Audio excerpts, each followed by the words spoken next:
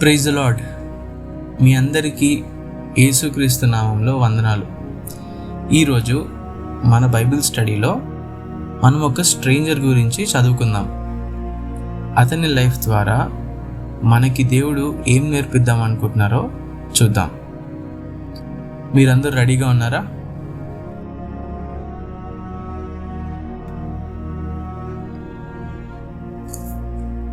జనరల్గా మన లైఫ్లో ఏదైనా ఒక ఇంపార్టెంట్ ఈవెంట్ లేదా ఒక ఇంపార్టెంట్ సందర్భం ఏమన్నా ఉంటే మనం చాలా జాగ్రత్తగా ఉంటాం. దాని చుట్టూ తీసుకునే డెసిషన్స్ ఒక 100 times ఆలోచించి తీసుకుంటాం కదా. బయట నుంచి ఏమైనా సహాయం కావాలంటే మన దగ్గర వాళ్ళతో లేదా ఆ విషయంలో ఎవరైతే ఎక్స్పర్టో, ఎవరికైతే నాలెడ్జ్ ఉందో వాళ్ళతో మాట్లాడి మనం చేసే పని రైటా కాదా అని తెలుసుకుంటాం. అలానే వాళ్ళు ఏమైనా ఒపీనియన్స్ కానీ సజెషన్స్ కానీ చెప్తే వాటిని కన్సిడర్ చేసి మనం ముందుకు వెళ్తాం. కొన్ని ఎగ్జాంపుల్స్ మనం చెప్పుకోవాలంటే, ఫర్ ఎగ్జాంపుల్ జాబ్ చేసే వాళ్ళైతే ఎక్కడ ఇన్వెస్ట్ చేయాలి, ఎక్కడ ఇన్వెస్ట్ చేస్తే మంచి రిటర్న్స్ వస్తాయని ఆలోచిస్తారు. మోస్ట్ ప్రాబబ్లీ ఏం చేస్తారంటే వాళ్ళకున్న సర్కిల్లో ఎవరైతే ఆల్రెడీ ఇన్వెస్ట్ చేస్తున్నారో లేదా ఇన్వెస్ట్మెంట్స్లో ఎవరికైతే ఎక్కువ నాలెడ్జ్ ఉందో వాళ్ళని అడుగుతారు, లేదా డబ్బులు కట్టి మరి ఇన్వెస్ట్మెంట్ అడ్వైజర్స్ దగ్గరికి వెళ్ళి తెలుసుకుంటారు దేంట్లో ఇన్వెస్ట్ చేయాలి, దేంట్లో ఇన్వెస్ట్ చేస్తే ఎక్కువ ప్రాఫిట్స్ రిటర్న్స్ వస్తాయని. అదే స్టూడెంట్స్ అయితే ఏదన్నా ఒక కాలేజ్ ప్రాజెక్ట్ చేసేటప్పుడు ఏమైనా డౌట్స్ ఉంటే వాళ్ళకి అసైన్ చేయబడ్డ టీచర్ దగ్గరికి వెళ్ళి లేదా ప్రొఫెసర్ దగ్గరికి వెళ్ళి డౌట్స్ క్లారిఫై చేసుకుంటారు. ఇంకొక ఎగ్జాంపుల్ చెప్పుకోవాలంటే, ఫర్ ఎగ్జాంపుల్ నాకు మ్యాథమెటిక్స్లో డౌట్ ఉంది, మ్యాథ్స్ సబ్జెక్ట్లో ఒక డౌట్ ఉంది. నేను వెళ్ళి మ్యాథ్స్ టీచర్ని ఆ డౌట్ అడుగుతాను, అంతేగాని ఇంగ్లీష్ టీచర్ దగ్గరికి వెళ్ళి మ్యాథ్స్ డౌట్ అడగను. నేను చెప్పే పాయింట్ మీకు అర్థమవుతుందని అనుకుంటున్నాను. ఇక్కడ నేనేం చెప్పాలనుకుంటున్నానంటే, మనం అడిగే డౌట్ లేదా మనకున్న ఆ డౌట్ ఆ సబ్జెక్ట్లో ఎవరైతే నాలెడ్జబుల్లో, ఎవరైతే ఎక్స్పర్టో వాళ్ళని ఆ క్వశ్చన్ అడుగుతాం. ఇక్కడ మనం చూసే ఈ స్ట్రేంజర్ కూడా అలానే ఒక క్వశ్చన్ అడుగుతారు ఏసైని. ఏమని అడుగుతాడంటే, ప్రాబబ్లీ ఒక మనిషి జీవితంలో చాలా ఇంపార్టెంట్ అయిన క్వశ్చన్ లేదా చాలా ఇంపార్టెంట్ అయిన డౌట్ ఏసైని అడుగుతారు. మనం మన బైబిల్ ఓపెన్ చేసి ఒకసారి డీటెయిల్గా చూద్దాం. మన అందరికీ తెలుసు, నూతన నిబంధనలో మనకి 4 సువార్తలు ఉంటాయి. న్యూ టెస్ట్మెంట్లో 4 గాస్పల్స్ ఉంటాయి. ఏంటివి? Gospel according to Matthew, Mark, Luke and John. Out of this 4 gospels 3 గాస్పల్స్లో ఈ స్టోరీ రాయబడింది. అవేంటివంటే మాథ్యూ, మార్క్ అండ్ లూక్. In the interest of time నేను మీకు రిఫరెన్సెస్ చెప్తాను. మీరు ఒకసారి ఈ పాడ్కాస్ట్ని పాజ్ చేసి ఆ వచనాలని చదవండి. మనకి బైబిల్లో ఎక్కడ ఉంటుందంటే, gospel according to Matthew 19th chapter 16 నుంచి 30 verse వరకు ఉంటుంది.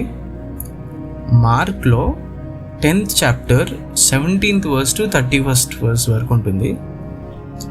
లూక్లో 18th chapter 18 to 30 ఈ వర్సెస్లో ఉంటుంది. నేను మీకు బ్రీఫ్గా ఈ స్టోరీ ఎక్స్ప్లెయిన్ చేస్తాను. మనం ఈ డిస్కషన్ కోసం mark 10th chapter 17 to 31 verse చూద్దాం.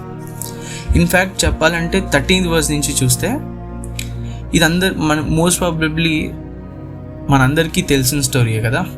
యేసయ్య చిన్నపిల్లల్ని కలుస్తారు. డిసైపుల్స్ ఆ పిల్లల్ని రానివ్వరు. అప్పుడు యేసయ్య డిసైపుల్స్ని కోప్పడి, చిన్నపిల్లల్ని నా దగ్గరికి రానివ్వండి, వాళ్ళని ఆపొద్దు, ఎందుకంటే పరలోక రాజ్యం వీరిదే అని అంటారు కదా. దాని తర్వాత నడుచుకుంటూ వెళ్తారనమాట ఆ ఎపిసోడ్ అయిపోయిన వెంటనే. అప్పుడు ఒక స్ట్రేంజర్ వచ్చి మోకాల మీద ఉండి ఇలా అంటాడు, ఓ గుడ్ టీచర్, ఓ మంచి బోధకుడా, నేను పరలోకం వెళ్ళాలంటే ఏం చేయాలి, అంటే ఇటర్నల్ లైఫ్ పొందాలంటే ఏం చేయాలి అని అడుగుతారు. అప్పుడు యేసయ్య ఏమని అంటారంటే, నన్నెందుకు గుడ్ అని పిలుస్తున్నావు, లేదా నన్నెందుకు మంచి బోధకుడా అని రిఫర్ చేస్తున్నావు? దేవుడు తప్ప ఇంకెవ్వరూ మంచివారు లేరు ఈ లోకంలో అని చెప్తారు. అలా చెప్పి ఆ స్ట్రేంజర్ అడిగిన క్వశ్చన్ని ఆన్సర్ చేస్తారు.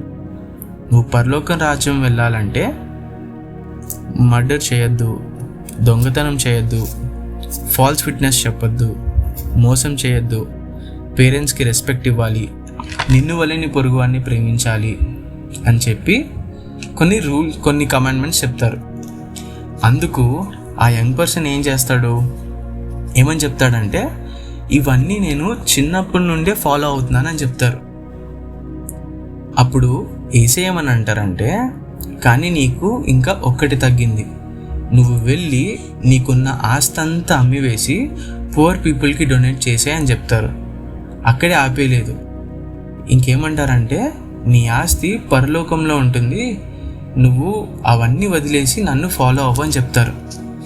ఎప్పుడైతే యేసయ్య మాటలంటారో దెబ్బకి ఆ స్ట్రేంజర్ యొక్క ఫేస్ డిమ్ అయిపోతుందన్నమాట. చాలా బాధతో ఇంటికి వెళ్ళిపోతాడు. స్టోరీ ఇంతే. మనం దీన్నే ధ్యానించి దేవుడు ఈ స్టోరీ ద్వారా మనకి ఏం నేర్పించాలనుకుంటున్నారో చూద్దాం. అసలు మనం ఈ స్ట్రేంజర్ ఎవరో ఒకసారి డీటెయిల్గా చూద్దామా? దీనికోసం మనం ఏం చేద్దామంటే ఒరిజినల్ స్క్రిప్చర్స్ని ఒకసారి చూద్దాం. ఒరిజినల్ స్క్రిప్చర్స్ అంటే న్యూ టెస్ట్మెంట్ని గ్రీక్ లాంగ్వేజ్లో రాశారు, ఆరిజిన్. సో ఒకసారి గ్రీక్ లాంగ్వేజ్లో ఏమని ఎగ్జాక్ట్గా మెన్షన్ చేశారు ఈ స్ట్రేంజర్ గురించి మనం చూస్తే 3 రిఫరెన్సెస్ ఉంటాయి ఈ పర్సన్ ఎవరు లేదా ఈ పర్సన్ యొక్క ఫీచర్స్. ఫస్ట్ది మాథ్యూ 19 చాప్టర్ 22 వర్స్లో నియనిస్కోస్ అని మెన్షన్ చేస్తారు. నియనిస్కోస్ అని అంటే యంగ్ పర్సన్ లేదా a person who is in his prime youth. ఎవరైతే వాళ్ళ 20 నుంచి 30 మధ్యలో ఉంటారో వాళ్ళని నియనిస్కోస్ అని అంటారు. Second feature Luke 18th chapter 18th వర్స్లో ఉంటుంది. ఆర్కోన్ అని ఉంటుంది, ARCHON. ఆర్కోన్ అని అంటే రూలర్ అని అర్థం. అంటే ఒక some sort of administrative rule ఉంది ఆయనకి ఆ రీజన్లో, ఆయనకి అథారిటీ ఉంది. థర్డ్ది చూద్దాం. Luke 18th chapter 23rd verse. దీంట్లో ఏమని ఉంటుందంటే స్ఫోడ్రా ప్లౌసియస్. ప్లౌసియస్ అని అంటే రిచ్, స్ఫోడ్రా అంటే ఎక్స్ట్రీమింగ్లీ rich.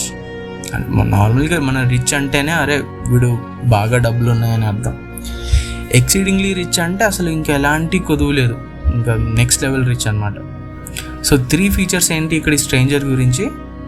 1 is a young man, అతని ఏజ్ 20 నుంచి 30 మధ్యలో ఉండొచ్చు. 2 ఏంటిది? రూలర్, అతనికి సమ్ సార్ట్ ఆఫ్ అథారిటీ ఉంది ఆ రీజన్లో. థర్డ్ది ఏంటి? Is ఎక్స్ట్రీమింగ్లీ rich. సో మనం ఈ వరల్డ్ ప్రకారంగా చూస్తే ఈయనని పర్ఫెక్ట్ మ్యాన్ అని అంటారేమో కదా. మంచి జాబ్ ఉంది, ఫుల్ డబ్బులు ఉన్నాయి, చాలా యంగ్, మంచి ఇల్లు ఉంది, అంటే మంచి ఇల్లు ఉండే ఉంటుంది, చేతి కింద పని మనుషులు, వెల్ సెటిల్డ్ లైఫ్, దేనికి స్కేర్సిటీ లేదు, ఎలాంటి కొదువు లేదు. మన వరల్డ్లో అయితే మన ప్రకారం మేబీ పేరెంట్స్ ఏమని చెప్పచ్చు, అది చూడరా అతనిలాగుండు, ఇన్స్పిరేషన్గా చూపించు ఇతన్ని. కానీ నిజంగా అతని లైఫ్ ఎగ్జాంపుల్ కాదా మనం ముందుకెళ్ళి చూద్దాం. మనకి ఇప్పుడు దాకా అర్థమైంది ఏంటంటే ఆ యంగ్ మ్యాన్ తన లైఫ్లో కొన్ని సెట్ ఆఫ్ రూల్స్ పాటిస్తున్నాడు, కానీ ఆయనకి ఇంకా కాన్ఫిడెన్స్ కలగలేదు నిత్య జీవం పొందుతానని, అంటే పరలోకానికి వెళ్తాడని ష్యూర్గా లేడనమాట. మనకి అంటే ఇన్ఫ్యాక్ట్ మనకి తెలీదు ఆ యంగ్ మ్యాన్కి ఎప్పటి నుంచి ఈ డౌట్, ఈ క్వశ్చన్ ఉందో. అంటే నిత్య జీవం వెళ్ళాలంటే ఏమేం చేయాలి, అడిషనల్గా ఇంకేమేం చేయాలి, ఈ క్వశ్చన్ అతని మనసులో ఎప్పటి నుంచి ఉందో తెలీదు. నేనైతే ఇలా ఇమాజిన్ చేసుకుంటున్నాను, యేసయ్య ఎప్పుడైతే ఆ చిన్నపిల్లలతో డిసైపుల్స్తో మాట్లాడతారు కదా, అక్కడ పరలోక రాజ్యం గురించి మెన్షన్ చేస్తారు కదా, ఆ ప్లేస్లో అంటే అక్కడ చాలామంది జనాలు ఉన్నారు. సో మనం అర్థం చేసుకోవాల్సింది ఏంటంటే, మనం దాని ముందు వర్సెస్ చూస్తే యేసయ్య అనే పేరు అప్పటికి చాలామందికి తెలుసు. చాలామంది యేసయ్యని వెంబడిస్తున్నారు అనమాట. ఎక్కడికి వెళ్ళినా చాలామంది జనాలు ఆయనని ఫాలో అవుతున్నారు. సో ఆ జనాల మధ్యలో ఈ యంగ్ పర్సన్ కూడా ఉంటాడని నేను అనుకుంటున్నాను. ఎప్పుడైతే యేసయ్య పరలోక రాజ్యం గురించి మెన్షన్ చేస్తారో చిన్నపిల్లలతో, ఈ యంగ్ పర్సన్ అది వినుంటాడు. అది విని ఇలా అనుకుని ఉంటాడు, ఎస్, మొత్తానికి ఒక పర్సన్కి పరలోకం గురించి తెలుసు. ఫైనల్లీ ఈయనతో నా డౌట్ లేదా నా క్వశ్చన్ నేను అడగచ్చు అని అనుకుని ఉంటాడు. అందుకే మనం బైబిల్లో క్లియర్గా ఏమని ఉంటుంది, he ran up to Jesus అనంట. He came running towards Jesus. పరిగెత్తుకుంటూ వస్తాడు. అంటే మళ్ళీ పరిగెత్తకపోతే మళ్ళీ శిష్యులు అలౌ చేయరేమో అని అనుకున్నాడేమో, తెలీదు. యేసయ్య దగ్గరకు వచ్చి ఆ డౌట్ అడుగుతాడు. మనం ఇనీషియల్గా ఒక ఎగ్జాంపుల్ చెప్పుకున్నాం కదా, మ్యాథ్స్లో ఏమైనా డౌట్ వస్తే మ్యాథ్స్ టీచర్ని అడుగుతాం. ఈయనకు కూడా ఈ డౌట్ ఎప్పటి నుంచో ఉంటుంది. కానీ finally he found this man, like ఎవరైతే ఆ డౌట్ క్లియర్ చేయగలుగుతారో ఆయనకి నమ్మకం కలిగింది.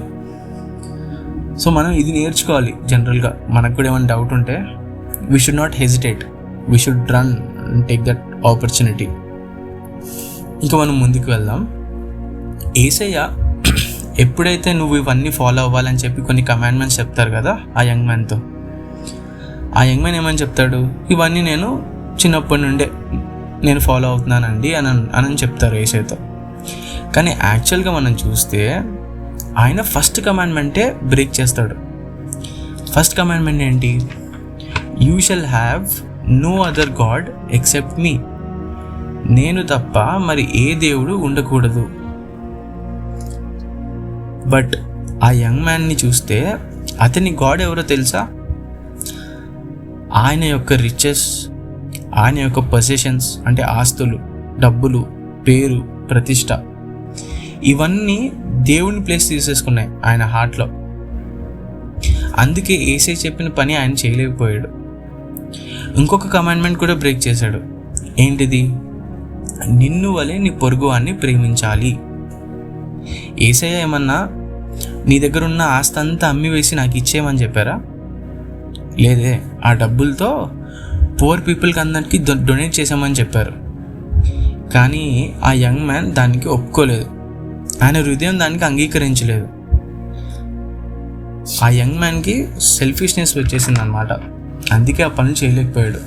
నేను ధర్మశాస్త్రం అంతా ఫాలో అవుతున్నాను కదా, ఇంకా ధర్మశాస్త్రంలో లేనివి ఇంకేమన్నా ఉంటే అవి కూడా తెలుసుకుని ఈ టీచర్ దగ్గర నుండి చేసేద్దాం, సో దట్ నేను 100% నిత్య జీవం పొందుతాను అని అనుకుంటున్నాడు. కానీ ప్రాబ్లం ఏంటంటే ఈ యంగ్ మ్యాన్ లోకానుసారంగా ఆలోచిస్తున్నాడు. అంటే ఏమైనా ప్యూరిఫికేషన్ రిచువల్స్ ఏమైనా ఉంటే, ఫిజికల్ యాక్టివిటీస్ ఏమైనా ఉంటే చేద్దామని ఆలోచిస్తున్నాడు. పవిత్ర స్నానాలు అన్నో లేదు యానిమల్ సాక్రిఫైసెస్ లాగా. కానీ యేసయ్య అతని హృదయాన్ని మార్చాలని అనుకుంటున్నాడు. యేసయ్యకి తెలుసు ఎగ్జాక్ట్గా ఆ యంగ్ మ్యాన్ హార్ట్లో ఏం నడుస్తుందని. అందుకే దేవుడు అతని ఆస్తి అంతా అమ్మివేయమని చెప్పారు. ఆ యంగ్ మ్యాన్కి ధర్మశాస్త్రాన్ని లేదా లాని పర్ఫెక్ట్గా ఫాలో అవడం ఏంటో యేసయ్య చూపించాలనుకున్నారు. మనం బైబిల్ ఏం చెప్తుందో ఒకసారి చూద్దాం. జేమ్స్ 2nd chapter 10th నుంచి 11th verse చూస్తే, whoever keeps the whole law yet stumble in one point he is guilty of all. ఎవడైనాను ధర్మశాస్త్రం అంతా గైకొనినా ఒక్క ఆజ్ఞ విషయంలో తప్పిపోయిన ఎడల అన్నిటి విషయంలో అపరాధి అగును. ఒక్క ఆజ్ఞ విషయంలో తప్పిపోయినా కూడా ధర్మశాస్త్రం అంతా తప్పిపోయినట్టంట. ఇక్కడ ఆ యంగ్ మ్యాన్ యేసయ్య చెప్పిన కొన్ని కమాండ్మెంట్స్లో నుండే 2 తప్పాడు. ఇతనికి నిత్య జీవం ఉంటుందా? మనం చదివిన వాక్యం ప్రకారం అయితే ఈ యంగ్ మ్యాన్ పరలోకానికి వెళ్ళలేడు. రైట్? నెక్స్ట్ ఇంకా ముందుకు వెళ్దాం. మనం ఆ యంగ్ మ్యాన్ ఎందుకు యేసయ్య చెప్పిన పనులు చేయలేకపోయాడు? ఏం ఆపింది ఆయన్ని? What restricted him? What prevented him? మనం బాగా అబ్జర్వ్ చేస్తే ఆ యంగ్ మ్యాన్ యేసయ్యని కొంతవరకే నమ్మారు, పూర్తిగా నమ్మలేదు. యేసయ్యని టీచర్ అనే నమ్మాడు, కానీ యేసయ్యే దేవుడని, ఆయనే మెస్సయ్య అని, ఆయనే మార్గము సత్యము జీవము అని నమ్మలేదు. ఆ టైంలో ఆ సిచ్యువేషన్లో ఆయన వర్క్స్ లేదా ఆయన చేతి క్రియలు నిత్య జీవం ఇస్తాయని నమ్మాడు, కానీ యేసయ్యని ఫాలో అయితే పరలోకం వెళ్తామని నమ్మలేదు. ఇప్పుడు నాకు ఒక డౌట్, మన చేతి కార్యాలతో మనం ఎందుకు నిత్య జీవం వెళ్ళలేము? అంటే మనం ఎందుకు నిత్య జీవం పొందలేము? ఎందుకు అనంటే మనలో ఎలాంటి మంచి లేదు, మన పనులలో ఎలాంటి రైచియస్నెస్ లేదు, ఎలాంటి నీతి లేదన్నమాట. అందుకే యంగ్ మ్యాన్తో మాట్లాడేటప్పుడు కూడా దేవుడు ఫస్ట్ కాన్వర్జేషన్ దీంతోనే స్టార్ట్ చేస్తారు. ఏమని?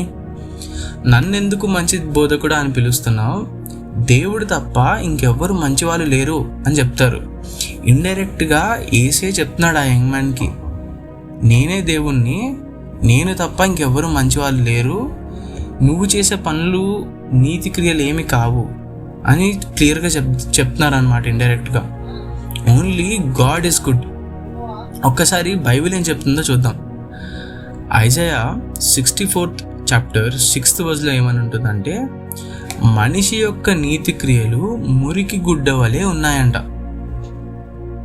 All our righteous deeds are like a polluted garment. So అలాంటి మన కార్యాలతో నిత్య జీవం పొందగలమా?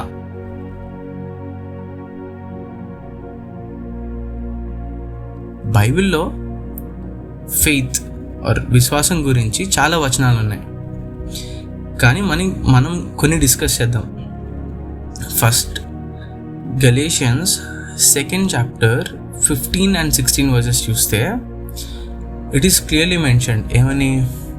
That we are not justified by the works of the law but by faith in Jesus Christ. ధర్మశాస్త్ర సంబంధమైన క్రియల మూలముగా కాదు, కానీ క్రీస్తునందలి విశ్వాసము వలనే తీర్చబడతాము. అర్థమైందా ఈ వచనం? ధర్మశాస్త్రం ప్రకారం చేసే పనులు బట్టి కాదంట, యేసయ్య మీద విశ్వాసం బట్టే మనం తీర్చబడతామంట. అండ్ మనకి జడ్జ్మెంట్ ఉంటుందంట. ఇప్పుడు క్రీస్తునందలి విశ్వాసం అంటే ఎలా వస్తుంది? అది ఏమన్నా అంటే ఎక్కడన్నా దొరుకుతుందా? లేదా మనం చేసే పనుల వల్ల కలుగుతుందా? మనం చూద్దాం. Ephesians 2nd chapter 8th verse అక్కడేమని ఉంటుందంటే, for you are saved by grace through faith and this is not from your selves, it is God's gift not from the works that one can boast. తెలుగులో ఇలా ఉంటుంది, మీరు విశ్వాసము ద్వారా కృపచేతనే రక్షింపబడి ఉన్నారు, ఇది మీ వలన కలిగినది కాదు. అంటే మన దగ్గర ఉన్న డబ్బులు బట్టి లేదా మనం చేసే పనులు బట్టి కాదంట, కేవలం ఆయన కృప వల్లే మనకి రక్షణ అనేది వచ్చిందంట. సో మనకి ఇక్కడ క్లియర్గా అర్థమైంది ఏంటి? మనం చేసే కార్యాలతో మనకి నిత్య జీవం రావడం ఇంపాసిబుల్. అందుకే యేసయ్య మన కోసం పరలోకాన్ని విడిచి ఈ భూమి మీదకి వచ్చి మన పాపాలు బదులుగా తన ప్రాణం పెట్టారు. ఆయన ద్వారానే మనకి నిత్య జీవం, ఆయన ద్వారానే, ఆయన రక్తం ద్వారానే మన పాపాలన్నీ కొట్టివేయబడ్డాయి. సో ఫస్ట్ రూట్ కాజ్ ఏంటి? ఆ యంగ్ మ్యాన్ ఆపింది ల్యాక్ ఆఫ్ ఫెయిత్, యేసయ్య మీద విశ్వాసం లేకపోవడం. అక్కడితో ఆపేయద్దు. యేసయ్య మీద విశ్వాసం లేదు, కానీ దేని మీద విశ్వాసం ఉంది? ఆయన సొంత పనుల మీద ఆయనకి విశ్వాసం ఉంది. Second, who was his master? ఆ యంగ్ మ్యాన్, ఆ యవ్వనస్తుడు యొక్క యజమాని ఎవరు? ఆ యంగ్ మ్యాన్ ఇద్దరు మాస్టర్స్ని సర్వ్ చేస్తున్నాడు అనమాట. ఒక మాస్టర్ ఏమో లేదా సర్వ్ చేస్తున్నానని ఆయన అనుకుంటున్నాడు. ఒక మాస్టర్, ఫస్ట్ మాస్టర్ లోకం, సెకండ్ మాస్టర్ గాడ్. మనకి చాలా బాగా తెలిసిన వాక్యం కొండ మీద ప్రసంగంలో యేసయ్య స్వయంగా చెప్తారు కదా. Matthew 6th chapter 24th verse ఏమని ఉంటుంది? You cannot serve God and money. మీరు దేవునికి సిరికిని దాసులుగా నుండనేరరు. అంటే ఇంకో మాటలో చెప్పాలంటే you cannot serve 2 masters. You can either serve God or you can either serve world. ఇక్కడ సిరి అంటే ఉట్టి మనీ అని అనుకోకండి. నా దగ్గర డబ్బులు లేవు కదా, నా గురించి కాదేమో అని అనుకోకండి. It can be anything that is preventing you from submitting your self to God. మనకి దేవునికి మధ్యలో ఉండే ఎలాంటి అడ్డంకమైన ఈ వాక్యం మనకి అప్లికబుల్ అవుతుంది. అది ఎలాంటి శరీర కార్యమన్నా అవ్వచ్చు, వర్క్స్ ఆఫ్ ద ఫ్లెష్. అది రిచెస్ అవ్వచ్చు, సోషల్ మీడియా అవ్వచ్చు, ఫ్రెండ్స్ అవ్వచ్చు, ఫ్యామిలీ అవ్వచ్చు, ఫేమ్ అవ్వచ్చు, జాబ్ అవ్వచ్చు. It can be anything. ఇంకా మనం కరెక్ట్గా మాట్లాడుకోవాలంటే it can be you self. It can be మన శరీరం అయి ఉండొచ్చు. నువ్వు నీ శరీరానికి దాసుడు అయి ఉన్నావా లేదా దేవుడికి దాసుడు అయి ఉన్నావా?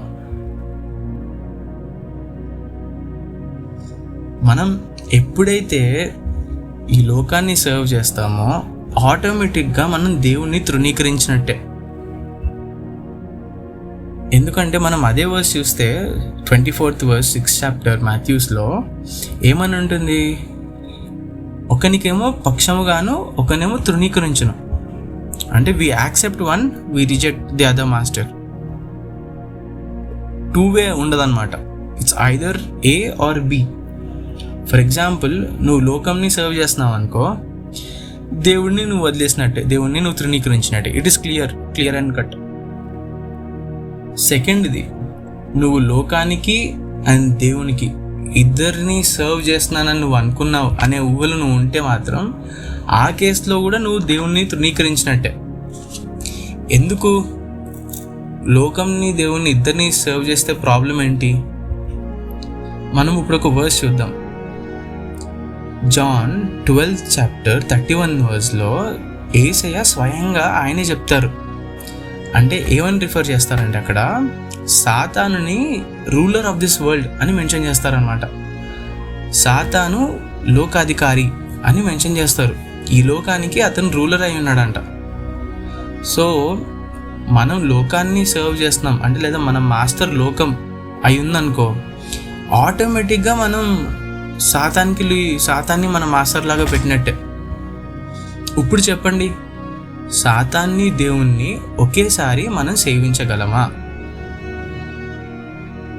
It is not at all possible. You cannot have 2 masters. మీ అందరికి అర్థమైందేమో అని అనుకుంటున్నాను.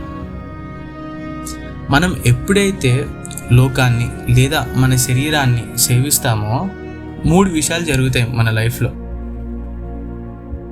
మనం first, it makes us as it slaves. దాన్ని అలా ఫాలో అయిపోతున్నాం, గుడ్డిగా ఫాలో అయిపోతాం.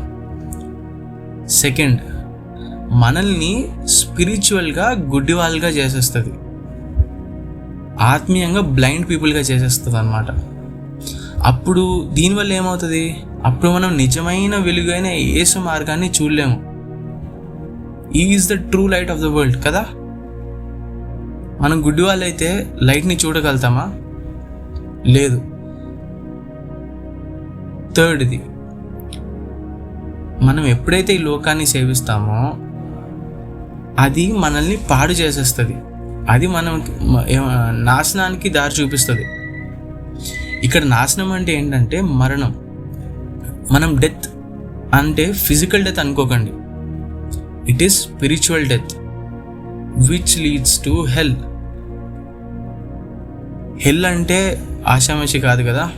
చాలా వర్సెస్ ఉంటాయి హెల్ గురించి, కానీ ఒకటి అందరికి తెలిసిన వర్స్ ఏంటి, అక్కడ పురుగు చావదు, అగ్ని ఆరదు. మనం ఎప్పుడైతే లోకాన్ని లేదా శరీరాన్ని సేవిస్తామో మనం లోకానికి బానిసలుగా అయిపోతాం, మనం ఆత్మీయంగా గుడ్డి వాళ్ళు అయిపోతాం, which will ultimately lead us to hell.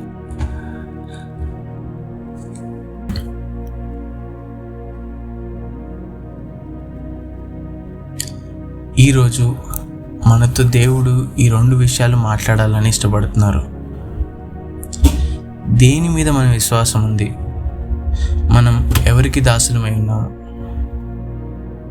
In whom are we putting our faith and who is our master. మనం మన లైఫ్స్లో దేని మీద విశ్వాసం ఉంచుతున్నామో ఒకసారి ఆలోచిద్దాం.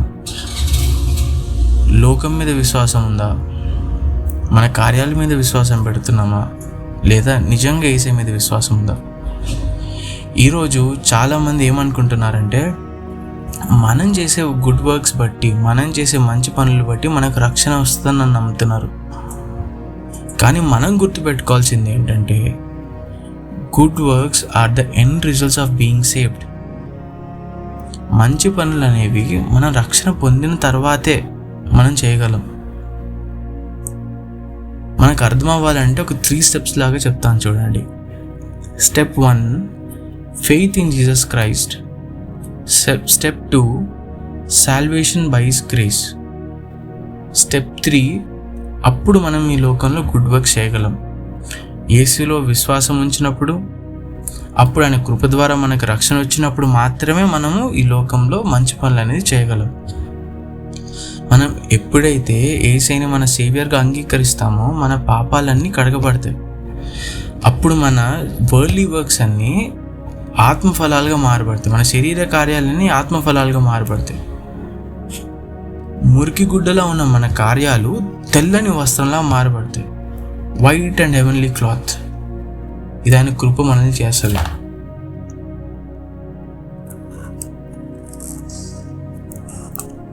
మనం రిచ్ అయి ఉండొచ్చు, ఈ లోకంలో మంచి పొజిషన్ ఉండొచ్చు, బట్ ఒకవేళ దేవుడు మన జీవితంలో లేకపోతే మనకేముంది? ఎన్ని ఉన్నా వేస్టే. యేసు లేకపోతే మన జీవితం 0. We are 0 without our hero. యేసయ్య మన జీవితంలో లేకపోతే వీఆర్ నథింగ్. పౌల్ గారు తిమోతితో ఇలా అంటారు, ఈ లోకంలో రిచ్ పీపుల్ ఉన్న వాళ్ళందరూ ప్రౌడ్గా ఉండద్దు. వాళ్ళ ట్రస్ట్ అన్సర్టన్ అయిన రిచెస్ మీద కాదు, కానీ అవన్నీ ఇచ్చిన దేవుని మీద నమ్మకం ఉంచమని చెప్పు అని తిమోతితో చెప్తారు. మనకి రిచెస్ రావాలని దేవుడి చిత్తం అయితే డెఫినెట్గా దేవుడు మనకు సమకూరుస్తాడండి. అంతేగాని మనం రిచెస్ని ఆధారం చేసుకుని మన జీవితాలను నడపద్దు. ఈ లోకం మీద, మన పనుల మీద, ఈ రిచెస్ మీద మన హోప్స్ ఉండద్దు. మనం నిరంతరం ఒకేలాగా ఉండే మన దేవుని మీద నమ్మకం ఉంచాలి. యేసయ్య ఏం చెప్పారు? మీరు ఆయన రాజ్యమును నీతిని మొదట వెతుకుడి, అప్పుడు మీకు అన్ని అనుగ్రహింపబడును.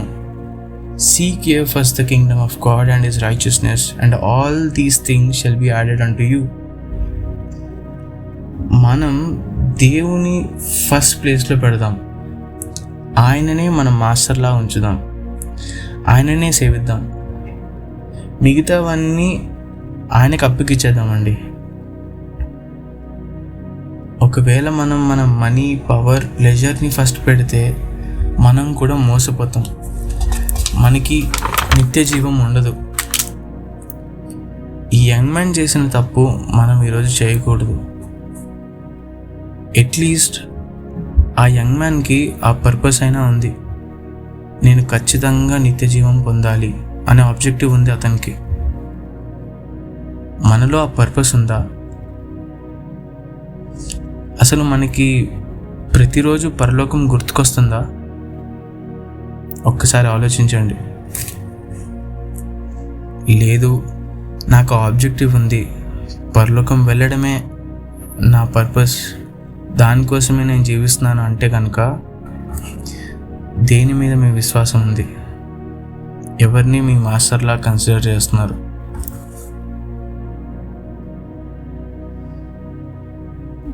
మనం అనుకోవచ్చు, నేను చాలా మంచి పనులు చేస్తున్నాను, ఎవ్రీ సండే చర్చ్కి వెళ్తున్నాను, చర్చ్ యాక్టివిటీస్లో యాక్టివ్గా పార్టిసిపేట్ చేస్తున్నాను అని అనుకోవచ్చు. కానీ యేసయ్య చెప్పిన మార్గంలో నడవకపోతే మాత్రం దాని రిజల్ట్ మరణమే, దాని రిజల్ట్ డెత్. బైబిల్లో ఏమని ఉంటుంది? James chapter 2 17th verse, faith without works is dead. క్రియలు లేని విశ్వాసము మృతము. మనం యేసు మీద విశ్వాసం ఉంచుతున్నామంటే దానికి కరెస్పాండింగ్గా మనకి వర్క్స్ కనపడాలి. మనం యేసు మీద విశ్వాసం ఉందని చెప్పి ప్రతిరోజు వాక్యం చదవకపోతే మనకు ఆ విశ్వాసం లేనట్టే, ఆ విశ్వాసం చనిపోయినట్టే. నాకు యేసు మీద విశ్వాసం ఉందని చెప్పి నేను ప్రతిరోజు ప్రార్థన చేయకపోతే ఆ విశ్వాసం లేనట్టే, ఆ విశ్వాసం చనిపోయినట్టే. నాకు యేసు మీద విశ్వాసం ఉందని చెప్పి ఆయన రాజ్యాన్ని వెతకకుండా లోకాన్ని నా మాస్టర్ లాగా నేను పెడితే ఆ విశ్వాసం లేనట్టే, ఆ విశ్వాసం చనిపోయినట్టే. ఈ క్షణం, దిస్ వెరీ సెకండ్ మనల్ని మనం అసెస్ చేసుకుందాం, మనల్ని మనం ఎగ్జామిన్ చేసుకుందాం, పరీక్షించుకుందాం. మనకి దేవునికి మధ్యలో అడ్డంకంగా ఏముందో ఐడెంటిఫై చేద్దాం, దానికి గుర్తిద్దాం. అది మన సొంత శక్తి వల్ల అవ్వదు, కానీ మనం యేసయ్య యొక్క హెల్ప్ తీసుకుందాం. మనం మన లైఫ్స్ని యేసయ్య యొక్క వ్యాలిడేషన్కి సబ్మిట్ చేద్దాం. ఆయన చెప్పే కరెక్షన్స్ని మనం అంగీకరించి ఆయన కృప మీద ఆధారపడతాం. విత్ రెన్యూడ్ ఫెయిత్, నూతన విశ్వాసంతో యేసయ్యని ఇప్పటి నుంచి ఫాలో అవుదామండి. దేవుని రాజ్యాన్ని మన పర్పస్గా ఉంచుకుందాం, ఆయననే మన మాస్టర్గా ఉంచుకుందాం. He is the true master. మన దేవుడు మంచి కాపరి, హీ ఈజ్ గుడ్ షెపర్డ్. మన కార్యాల వల్ల, మన వర్క్స్ వల్ల ఏమి సాధించలేమని యాక్సెప్ట్ చేద్దాం. ఈ లోక చూపుతో కాకుండా విశ్వాసంతో ముందుకెళ్దాం. Let's walk by faith and not by sight. ఒక్కసారి ప్రేయర్ చేసుకోండి. మీరు ఎక్కడున్నా సరే ఒక చిన్న ప్రేయర్ చేసుకోండి, దేవుడితో మాట్లాడండి. ఆయన చిత్త ప్రకారం మీరు నడవకపోతే ఇప్పటికైనా లేట్ అయింది ఏమీ లేదండి.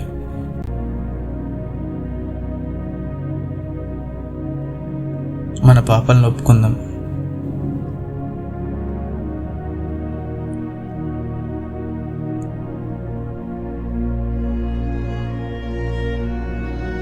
దేవుడు ఒక్కడే మనకు మార్గం అండి. ఇంకేది కూడా మనల్ని నిత్య జీవానికి తీసుకెళ్ళనివ్వదు.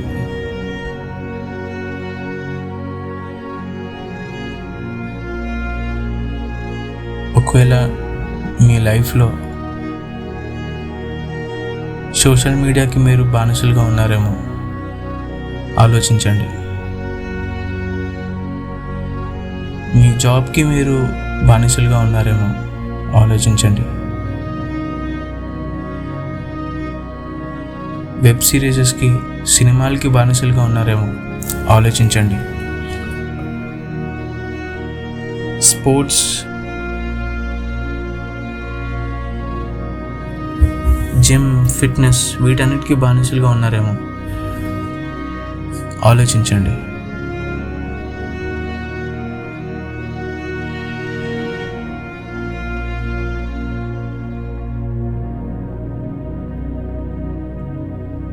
చిన్న ప్రేయర్ చేసుకోండి. దేవుడికి మీ జీవితాలను అప్పగించండి. ఆయన చెప్పిన విధంగా నడుచుకోవడానికి, ఆయన వాక్యం ప్రతిరోజు చదివి, ఆయనతో ప్రతిరోజు మాట్లాడుతూ, ప్రతిరోజు ప్రేయర్ చేసుకుంటూ మన లైఫ్స్ని ఇప్పటి నుంచి స్టార్ట్ చేద్దాం. విత్ రెన్యూడ్ ఫెయిత్, నూతన విశ్వాసంతో ఈరోజు నుంచి మనం జీవిద్దాం. దేవుడి మాటలు దీవించును గాక. ఆమేన్.